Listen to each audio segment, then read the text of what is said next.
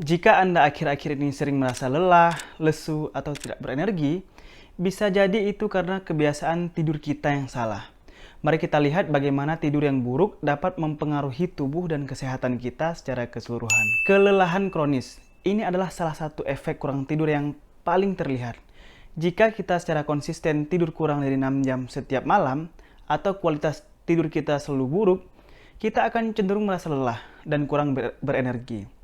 Ini dapat mempengaruhi produktivitas, kemampuan untuk berkonsentrasi, dan kualitas hidup secara keseluruhan. Selain itu, kurang tidur dapat mempengaruhi fungsi kognitif kita, termasuk memori, kreativitas, dan imajinasi. Hal ini dapat mengakibatkan brain fog, sehingga kita sulit menyelesaikan tugas, membuat keputusan, atau membuat kita menjadi produktif. Suasana hati juga bisa sangat dipengaruhi oleh kurang tidur. Kurang tidur dapat menyebabkan peningkatan kecemasan, depresi, kita menjadi cepat marah, dan juga stres. Hal ini tentunya membuat kita kurang bahagia karena kita tidak mampu mengelola emosi kita. Namun, efek kurang tidur tidak berhenti di situ. Kesehatan jantung juga sangat dipengaruhi oleh tidur. Kurang tidur meningkatkan risiko serangan jantung, stroke, dan tekanan darah tinggi. Hal ini telah banyak dibuktikan oleh penelitian-penelitian 10 tahun terakhir. Jadi sangat penting untuk memprioritaskan tidur untuk menjaga kesehatan jantung. Sistem endokrin, termasuk testosteron dan libido kita, juga dipengaruhi oleh tidur. Tidur yang buruk dapat menyebabkan disfungsi ereksi, bahkan infertilitas. Kualitas tidur juga memiliki dampak besar pada sistem kekebalan tubuh kita. Orang yang kurang tidur lebih rentan terhadap infeksi, sehingga lebih mudah terserang penyakit. Nah, jadi apa yang bisa kita lakukan untuk memperbaiki tidur kita? Yang pertama adalah oksigen. Oksigen penting untuk tidur yang baik. Jika Anda menderita sleep apnea misalnya, yaitu ada episode di mana ketika seseorang tidur, dia tidak bernapas, maka meningkatkan kadar oksigen di kamar Anda melalui tanaman, misalnya tanaman lili, dapat membantu. Tapi ingat ya, hanya tanaman tertentu yang menghasilkan oksigen di malam hari.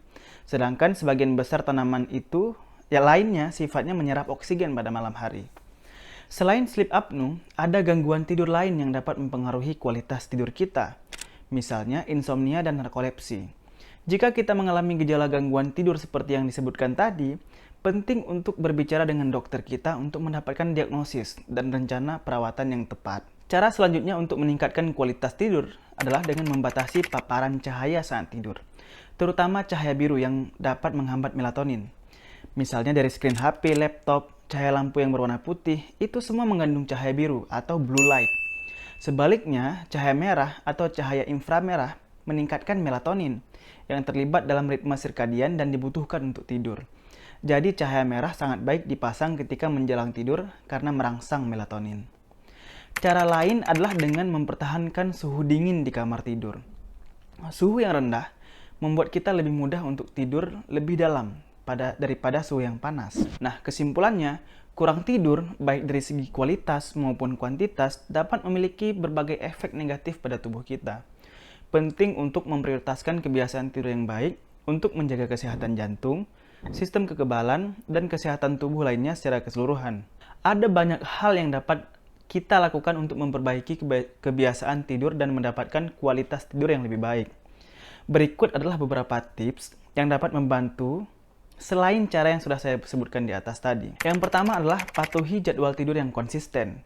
Tidur dan bangun pada waktu yang sama setiap hari, bahkan di akhir pekan. Kemudian yang kedua, ciptakan rutinitas waktu tidur yang menenangkan. Misalnya mandi menjelang tidur, sikat gigi, membaca buku, kemudian tidur. Yang ketiga, hindari stimulan seperti kafein dan nikotin sebelum tidur, atau bahkan dari sore hari sudah harusnya dihindari sih kafein. Kemudian yang keempat adalah berolahraga secara teratur. Selanjutnya adalah hindari makan makanan berat sebelum tidur. Selanjutnya, pastikan kamar tidur itu tenang, sejuk, dan gelap. Nah, ini yang terakhir juga tidak kalah penting. Berinvestasilah pada kasur dan bantal yang bagus. Karena kasur dan bantal ini akan kita pakai setiap hari. Jadi pilihlah kasur dan bantal yang memang memberikan kenyamanan yang paling baik untuk kita. Jika Anda sudah mencoba tips ini dan masih sulit tidur, mungkin sudah waktunya untuk berbicara dengan dokter. Dokter dapat membantu menentukan penyebab masalah tidur kita dan merekomendasikan pilihan pengobatan terbaik untuk kebutuhan personal seseorang. Baiklah, itu saja video kita pada hari ini. Terima kasih telah menonton dan sampai jumpa di video berikutnya.